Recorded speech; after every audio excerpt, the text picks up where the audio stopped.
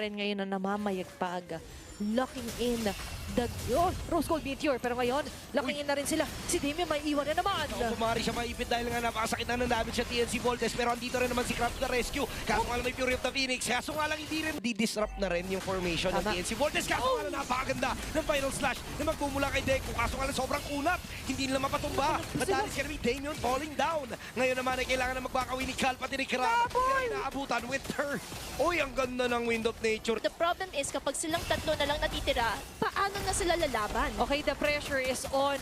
Depensa para sa TLAC. May Lord pang kasama ang TNC Voltes. Sari na nga mag-push dito yung TNC Voltes at tapusin na nga nila yung laban. Pero napakaganda naman ang final slash na pumula kay Deku. Fury to Phoenix, trying to defend pa rin ang Team Liquid Academy. Kaso nga lang wala na si Damien. Nasa na yung tangke na inaasahan nila. Ngayon na napatumad. Still lang, Pero mukhang galit na galit Grabe. yung mga members ng TNC. Pa-part 2 ha. Okay, pipilit na nila. Hindi lang natin yung Lord. Mukhang gusto na nga mag-face lock. Andito na nga yung mga minion waves. Pero andito naman yung Fury of the Phoenix. Ano gagawin? Makasurvive ba itong si Zeno? Yung base, hindi nila ma-push dahil nga din sa napakatinding depensa ng Team Liquid Academy. Kaso nga lang kinukulang na sila sa miyembro. Andito naman si Damien. Pronta. Bumibase lock. Kakayanin ba? Pero hindi aabot yung minions. Immortality pa. Patakaabang na lang yung mga miyembro. And a successful team. Nakakagit yung laban.